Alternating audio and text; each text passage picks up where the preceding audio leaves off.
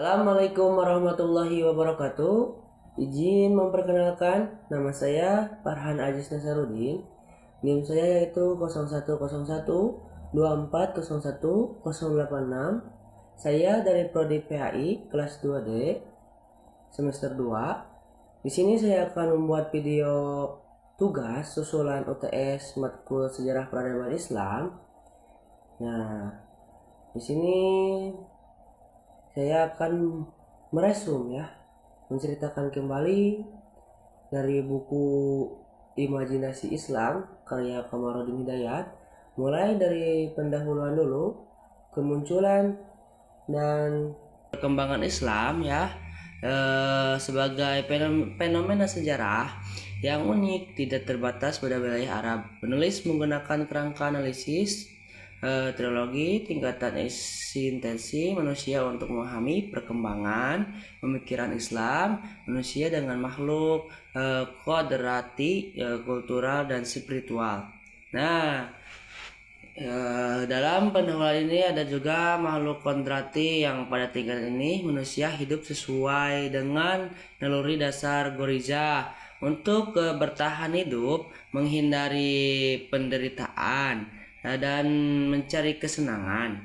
Layaknya hewan, tujuan utama mereka adalah mencari rasa aman dan memenuhi kebutuhan fisik. Naluri ini mendorong manusia untuk membentuk kelompok dari keluarga, hingga komunitas yang lebih besar untuk mengatasi masalah yang tidak dapat mereka selesaikan sendiri. Contohnya adalah kerbau yang berkelompok untuk melawan harimau. Namun ada juga naluri individu yang cenderung agresif yang disebut Homo homini lupus. Spesies ini berlangsung selama ribuan tahun. Dan juga ada makhluk budaya atau rasional. Sering waktu profesional akal manusia berkembang mencapai tingkat ini. Berkat daya rasional manusia mulai menciptakan karya-karya budaya. Produk akal budi manusia terbagi menjadi dua kelompok. Teknologi alat diciptakan untuk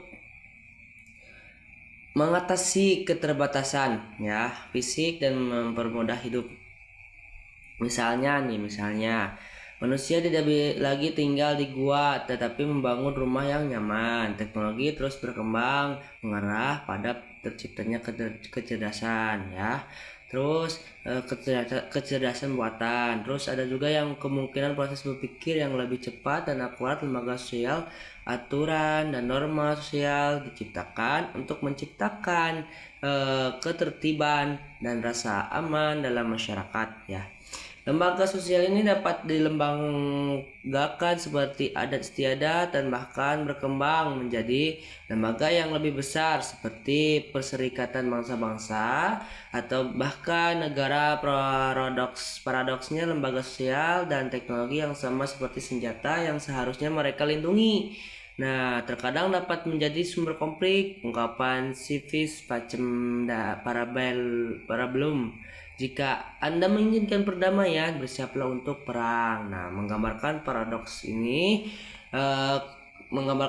itu yaitu seperti kayak gitu yang saya tadi bacakan. Dan ada juga keberadaan spiritual, yaitu tingkatan ini mempresentasikan dimensi esensial kemanusiaan, sebuah hubungan dengan Tuhan untuk menemukan makna dan tujuan hidupnya Jadi meskipun sering diabaikan atau diserang oleh kaum rasionalis khususnya oleh kaum rasionalis, dimensi spiritual ini tetap esensial. Iman agama tidak pernah lenyap dari muka bumi, yang membuktikan peran krusialnya secara keseluruhan. Teks ini menekankan bahwa interaksi konflik dan integrasi ketiga kapasitas manusia ini menjadi kunci untuk memahami perkembangan pemikiran Islam baik pada tingkat individu, kelompok sosial maupun lembaga negara.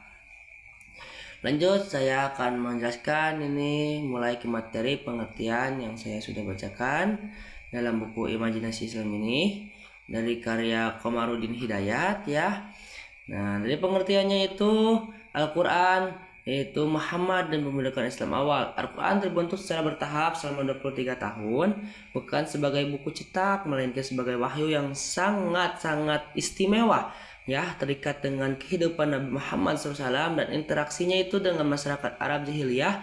Proses ini membentuk tradisi sunnah yang kemudian diperkarya oleh penafsiran para ulama dari waktu ke waktu. Posisi sentral Nabi Muhammad SAW sebagai pendiri Islam, posisi Nabi Muhammad SAW sangat sentral untuk memahami Islam, penting untuk mengenal Nabi Muhammad sebagai sosok historis yang numbuh di Mekah pada abad ke-6 Masehi. Riwayat hidupnya itu lebih jelas dan terperinci dibanding nabi-nabi sebelumnya karena ia hidup di zaman ketika tradisi tulisan sudah dikenal. Nah, sejak kecil Nabi Muhammad SAW sudah menghadapi kesulitan. Ayahnya meninggal sebelum ia lahir dan kakeknya meninggal saat ia berusia 8 tahun. Hal ini membuatnya diasuh oleh pamannya Abu Thalib dan tumbuh menjadi pribadi yang mandiri dan tegar. Ia pernah bekerja sebagai pengembala kambing, ya, yang menumbuhkan rasa tanggung jawab dan kepedulian. Nah, di sini ada Nabi Muhammad dan masyarakat jahiliyah. Nabi Muhammad hidup di tengah masyarakat yang disebut jahiliyah, yaitu kebodohan. Pada zaman jahiliyah itu zaman kebodohan, masyarakat ini hidup dalam ketidakbermoralan, sering berperang antar suku, menyembah berhala, ya, menyembah berhala, patung, sebagainya, dan merendahkan perempuan. Kondisi sosial yang kacau ini mendorong Nabi Muhammad untuk sering berenung di Gua Hiro. Nabi Muhammad berenung di Gua Hiro, ya, sendiri merenung, memikirkan, ya, bagaimana ini ke depannya, bagaimana ini harus mencari jawaban seperti kayak gini. Ia mencari jawaban tentang siapa yang mengendalikan semesta dan makna hidup. Nah, pribadi Nabi Muhammad SAW, Nabi Muhammad itu adalah sosok kontemplatif yang matang secara spiritual, gelar Al-Alamin yang terpercaya. Nah, Nabi Muhammad itu dikasih gelar, yaitu gelar Al-Alamin, itu gelar yang terpercaya, menunjukkan integritas. Bahkan sebelum menerima wahyu, ia mengalami pasang surut kehidupan dari masa sulit hingga menjadi pemimpin yang berjaya. Nah, jadi tidak instan. Nabi Muhammad itu melalui masanya dulu, ya, dari masa sulit dan kepahitan, ya, masa yang benar-benar sangat diuji, ya. Nah, namun ia tidak pernah mabuk dalam kekuasaan selama berjaya. Nah, sifatnya tetap sederhana, penuh kasih sayang dan tidak pendendam. Saat menaklukkan Mekah, ia justru menunjukkan kasih sayang dan rekonsiliasi, bukan pembalasan setelah wafat. Nah, bukan pembalasan. Dan begitu pun setelah wafat Nabi Muhammad SAW tidak meninggalkan warisan kekuasaan atau harta berlimpah kecuali Al-Quran dan Sunnah. Nah, perilaku dan ajarannya yang menjadi pedoman umatnya, ya, yang menjadi contoh bagi kita semua. Dua cara pandang terhadap Nabi Muhammad SAW itu. Dalam tradisi Islam, ada dua pandangan utama tentang Nabi Muhammad SAW. Dimensi kemanusiaan syariah. Pandangan ini menekankan bahwa Nabi Muhammad SAW adalah manusia biasa, makhluk historis yang perilakunya bisa ditiru. Dimensi keilahiannya, meta historisnya, pandangan ini yang populer di kalangan sufi. Melihat Nabi Muhammad SAW sebagai entitas ilahi yang lebih dalam, ada keyakinan bahwa Nabi Muhammad SAW itu adalah cahaya pertama, ya.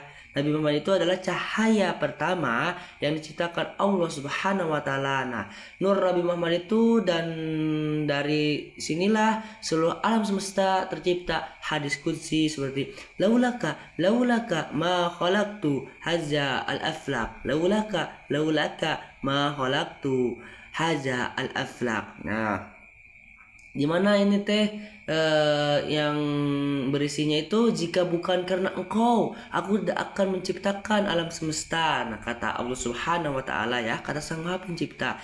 Dan di sini juga menjadi rujukan utama pandangan ini, pandangan yang meyakini bahwa semua nabi membawa cahaya yang sama, tapi Nabi Muhammad memiliki misi yang paling universal. Meskipun demikian, para sufi tidak menyembah Nabi Muhammad, melainkan melihatnya sebagai jembatan dan pemberi syafaat untuk mendekatkan diri kita kepada Allah Subhanahu wa Ta'ala, untuk mendekatkan diri kita kepada Allah Subhanahu wa Ta'ala. Hubungan antara Nabi Muhammad, Al-Quran, dan perkembangannya asal-usul dan otentisitas Al-Quran. Teks Al-Quran berperan penting dalam menjaga otentisitasnya ajaran Islam sebagai sebuah realitas. Ya, sejarah yang tidak berubah menjadi dongeng meskipun teksnya tetap penafsirannya selalu berkembang dari waktu ke waktu, membesarkan dasar normatif Al-Quran dan model. Dalam kehidupan konkret sunnah Nabi, Al-Quran yakini sebagai warisan monumental Nabi Muhammad SAW yang memiliki ruh yang bisa berdialog secara cerdas sepanjang masa. Bentuk Al-Quran di masa Nabi Muhammad SAW, di masa Rasulullah SAW, Al-Quran ya belum berbentuk mushaf atau cetakan. Al-Quran tersimpan dalam dada para sahabat sebagai semangat ya dan nilai-nilai hidup. Nah, penulisan wahyu itu belum menjadi kebutuhan utama karena kuatnya tradisi hafalan masyarakat Arab pada zaman dulu ya, yang membuat mereka memiliki daya ingat yang luar biasa ya gitu. Karakteristik dan daya tarik Al-Quran. Al-Quran bukan buku ilmiah yang dimiliki struktur bab dan kesimpulan, melainkan teks dengan susunan ayat yang saling terkait dan menciptakan makna berlapis. Nah, teks ini menginspirasi munculnya ribuan buku dan penafsiran baru, bahkan melahirkan program studi khusus di universitas. Bagi mereka yang tulus, Al-Quran juga adalah petunjuk, namun juga memiliki kekuatan yang menaklukkan mukjizat ya, yang menaklukkan mukjizat. Bagi yang menolak, beberapa menganggapnya memiliki daya magis dan pesona ya. Penyampaian wahyu dan penyimpanannya, yaitu wahyu Al-Quran diturunkan di hati Nabi Muhammad SAW tanpa suara dan huruf ya. Kemudian diartikulasikan dalam lisan Arab untuk menjaga memori wahyu agar tidak hilang. Dibuatlah arsip tertulis, substansi Al-Quran akan tetap terjaga di hati para penghafal. Meskipun mushaf cetak musnah. Nah, di sini autentisitasnya dan tanda-tanda adat itu secara ilmiah. Argumen tentang keaslian lafal Al-Quran hari ini dianggap lebih kuat daripada keraguan yang ada. Tradisi hafalan masyarakat, gurun menjadi salah satu pendukungnya Al-Quran, menyebutkan bahwa ayat tanda Tuhan tidak hanya terbatas pada kitab suci, nah, tapi juga terhampar di alam semesta dan tersimpan di alam diri manusia. Ayat kolbiyah, hati yang damai, kolbus salim, disebutkan sebagai penerima energi suci dari Al-Quran dan menjadi petunjuk jalan kebaikan dan kebenaran, sejalan dengan sabda Nabi, istafti kolbak ya. Di sini ada tema-tema pokok ajaran Islam. Nah, satu, yang beriman kepada Tuhan. Ajaran Islam yang paling mendasar adalah keyakinan ya, atau meyakini adanya Tuhan yang Maha Esa yang sifatnya absolut ya, dan tak terbatas. Manusia tidak dapat memahami hakikat Tuhan secara langsung, tapi dapat mengenalnya melalui ciptaan dan sifat-sifatnya. Materi ini juga menyoroti perdebatan teologis tentang kekuasaan Tuhan dan kebebasan manusia yang digambarkan seperti permainan catur. Manusia bebas melangkah tapi terikat oleh aturan main yang telah ditetapkan oleh Tuhan ya. Manusia bebas melangkah kemanapun tapi ada aturan yang sudah ditetapkan oleh Tuhan.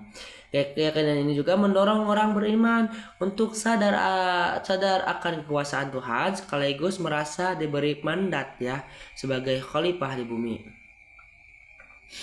Nah, beriman pada kerasulan Nabi Muhammad SAW. Nabi Muhammad berfungsi sebagai jembatan antara Tuhan dan manusia. Sebagai nabi terakhir misalnya adalah menyebarkan rahmat dan pendidikan moral universal. Nah, karena ajaran universal itu namun terbungkus dalam bahasa dan tradisi lokal Arab. Nah, Islam menghadapi tantangan untuk terus menafsirkan ya ajarannya agar relevan sepanjang zaman. Ini memunculkan ketegangan kreatif antara pendekatan tekstual dan kontekstual. Beriman pada keabadian jiwa. Nah, kematian bukanlah akhir dari kehidupan. Nah, jadi beriman dalam keabadian jiwa itu, kematian bukanlah akhir dalam kehidupan ya. melainkan pintu menuju episode kehidupan selanjutnya. Ajaran Islam menekankan bahwa ruh atau nafs akan membawa memori dari amal perbuatan di dunia yang akan menentukan nasibnya. Ya, di akhirat keyakinan akan pertanggungjawaban moral dan hukum sebab akibat ini mendorong manusia untuk berbuat baik. Nah, lanjut ya. Untuk berbuat baik.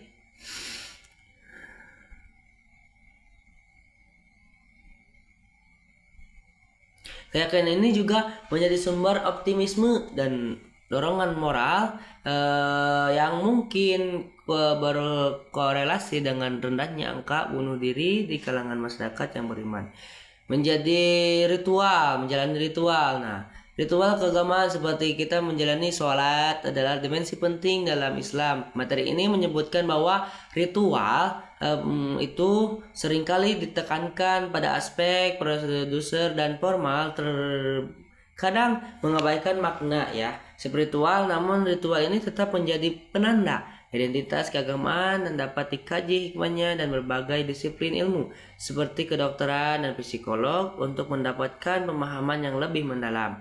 Nah, dan juga ada berakhlak mulia ya.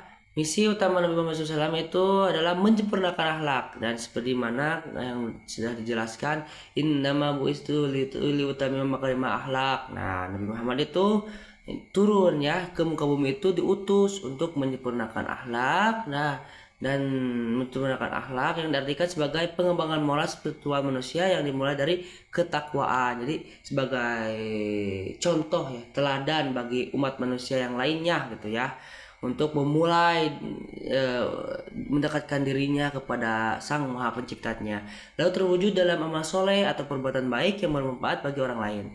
Konsep akhlak mulia tidak hanya berlaku di ranah individu juga ya, tidak berlaku di ranah individu juga, tapi itu meluas ke wilayah sosial dan struktural. Penegakan keadilan oleh pemimpin misalnya dianggap sebagai wujud akhlak mulia dalam konteks kenegaraan.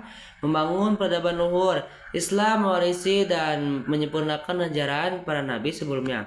Untuk membangun peradaban unggul, pilar peradaban luhur ini mencakup nilai-nilai ketuhanan, keadilan, kejujuran, penghargaan terhadap ilmu, pengetahuan, dan semangat kerja sama. Untuk mewujudkan hal ini diperlukan institusi sosial, mulai dari keluarga hingga negara yang bertujuan untuk melindungi kecerdasan, ya. Nah, untuk melindungi kecerdasan atau mencerdaskan dan menyejahterakan warganya. Pada akhirnya peradaban yang luhur itu adalah peradaban yang dapat memenuhi kebutuhan jasmani, intelektual, dan spiritual warganya.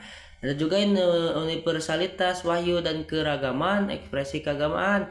Jarak dari sumber asli, ada jarak antara umat beragama saat ini dengan para rasul dan konteks turunnya wahyu. 3 kategori pengetahuan. Sahabat Ahmed membedakan pesan Tuhan menjadi 3 kategori: preteks kebenaran sebelum teks ya, teks wahyu Al-Quran, dan konteks realitas yang lebih luas termasuk alam semesta. Nah, interpretasinya yang beragam, para filsuf dan sufi dapat menangkap pesan Tuhan melalui nalar dan hati. Di luar teks kitab suci, hal ini memunculkan beragam interpretasi terhadap ajaran agama. Hermeneutikal Gemes penyebaran Islam mendorong para ulama dan intelektual untuk melakukan penafsiran mendalam, meaning making terhadap tradisi yang ada agar relevan dengan situasi ya, dengan situasi historis dan kultural. Hal ini membuat sejarah pemikiran Islam menjadi dinamis dan beragam. Islam berbagai satu dan banyak. Ungkapan ini menunjukkan bahwa meskipun Islam memiliki satu sumber ajaran yang sama, keimanan pada Tuhan, Rasul, dan kitab suci, ekspresinya sangat beragam ya. Jadi meskipun Islam itu sumbernya satu ya, dengan ajaran yang sama, yaitu keimanan pada Tuhan, Rasul, dan kitab suci, tapi ekspresinya itu sangat beragam ya. Islam itu beragam itu bermacam-macam. Seperti yang dicontohkan oleh Islam istana dan Islam rakyat menurut Alfred Khawrani. Nah, ada juga kritik sejarah dan kemunduran dunia Arab. Nah, Keterbatasan sumber Al-Quran tidak banyak berfungsi sebagai buku sejarah yang detail, melainkan lebih sebagai petunjuk kehidupan kritik terhadap hadis kitab-kitab klasik tentang kehidupan Nabi Muhammad SAW, dan hadis dinilai tidak sepenuhnya akhirat karena bias pada kekuasaan atau mazhab, ya. Karena bias pada kekuasaan dan mazhab, banyak hadis juga yang dikritik gitu ya, karena sanadnya lemah. Kemunduran dunia Arab, perkembangan dunia Arab Islam itu melemah akibat ekspansi kolonial. Namun hal ini tidak berarti kemunduran ilmu keislaman secara keseluruhan. Namun ya, hal ini tidak berarti kemunduran ilmu keislaman secara keseluruhan, karena banyak intelektual muslim hijrah ke barat untuk riset yang lebih kondusif gitu. Esensi Islam versus budaya lokal. Esensi ini dibalik bungkus budaya ada pertanyaan penting. Apakah ajaran Nabi Muhammad SAW merupakan blueprint baku yang sakral, ataukah sebagiannya terikat pada budaya dan sejarah? Nah, pribumisasi Islam, pernyataan pribumisasi Islam atau Islamisasi pribumi muncul karena Islam berinteraksi dengan budaya lokal. Menurut Fadli Al-Atas, secara komunitas, Muslim akan menyesuaikan sunnah Nabi dengan kondisi kulturalnya, menciptakan pemahaman yang bersifat eklektik,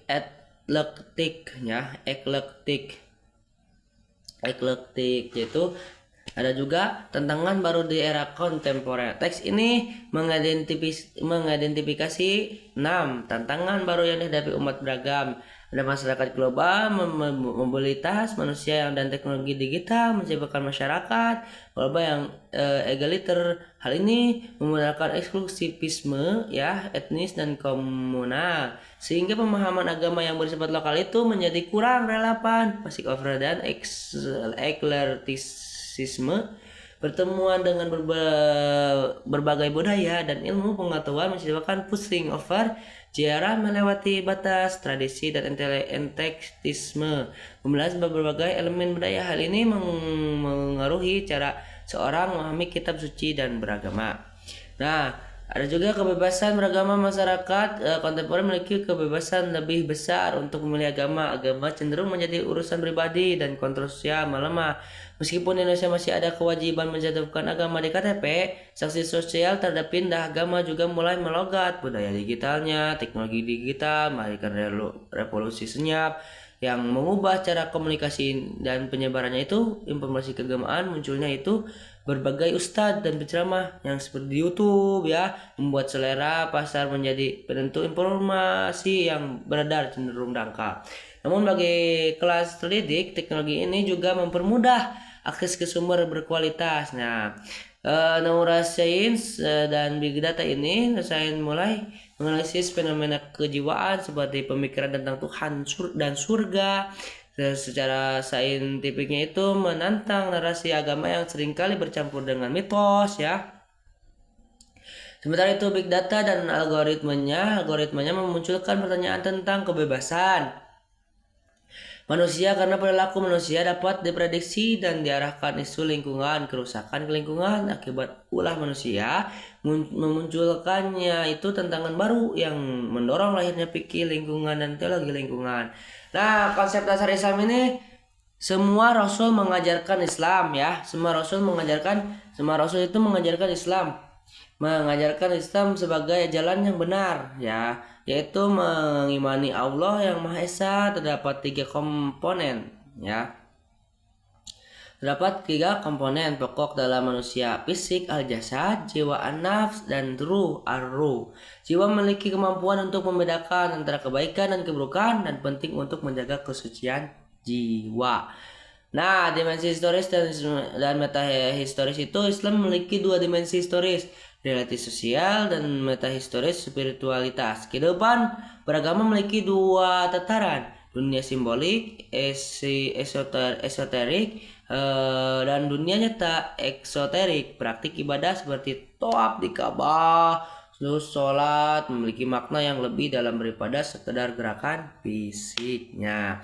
Perbedaan dalam ekspresi keberagamaan ada banyak versi. Ada interpretasi sunnah Nabi Muhammad yang mencerminkan keragaman budaya dan pemahaman perbedaan ini dapat menimbulkan konflik, tapi juga ada kekuatan simbolik yang menyatukan umat Islam, dan juga ada ragam format menyebarkan Islam. Menyebarkan Islam itu dipengaruhi oleh faktor demografi, ekonomi, dan budaya dalam konteks modern. Nah, teknologi digital dan globalisasi mempengaruhi cara orang beragama dan berinteraksi, dan juga ada hubungan agama dan negara. Hubungan antara agama dan negara di dunia Islam sangat kompleks dan beragam. Negara dapat berfungsi sebagai pendukung atau penghalang bagi perkembangan agama. Di Indonesia, Islam berperan penting juga dalam perjuangan kemerdekaan dan pembentukan negara. Dan ada juga masa depan Islam. Dan masa depan Islam itu dipengaruhi oleh dinamika sosial ya, seperti politik ya, dan ekonomi, agama, atau peradaban lah gitu ya. Walaupun emang dipengaruhi oleh banyak dinamika ya, agak masa depan Islam ya, walaupun banyak dinamika ya tentang masa depan Islam itu, tetapi tetap dia saling menghargai, saling toleransi ya, inklusif antar umat beragama. Nah, Islam itu kan tidak akan melawan gitu, walaupun memang dia kepercayaannya beda ya gitu ya, keyakinannya beda, tapi dia tidak akan marah gitu. Itu kepercayaan dia, misalkan ya, tidak akan mengecekkan, menjelekan ya tentang kepada umatnya gitu ya, kepada umat yang ada di Indonesia itu, walaupun memang berbeda, tapi dia selalu menghargai antar umat beragama ya gitu. Nah, kecuali Islam marah itu, Islam bertindak itu, dia sudah melecehkan Quran, dia sudah melecehkan apalagi ya, menghina-hinakan Nabi Muhammad SAW, gini-gini lah gitu, baru Islam bertindak ya, apa yang tindakannya harus dilakukan. Tapi kalau orang itu tidak mempercayai kepada keyakinan kita, tidak akan memaksakan ya. Jadi bahkan ya akan menghargai itu dengan keyakinannya sendiri gitu.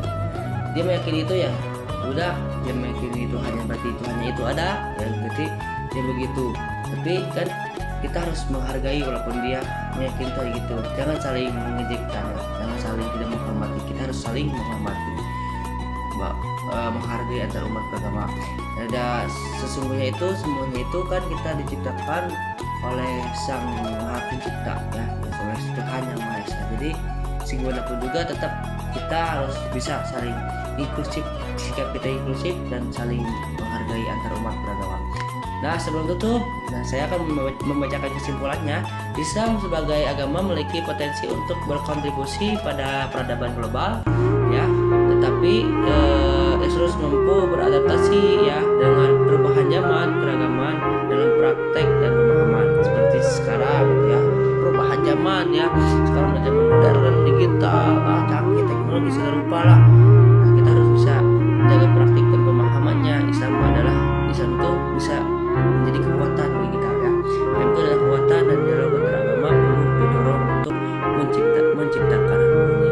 Cukup sekian video resume dari saya yang saya ceritakan, yaitu resume dari buku Imajinasi Islam yang karya atau penulisnya itu Komarudin Hidayat ya. Mohon maaf bila banyak kesalahan dalam saya menceritakan resume ini.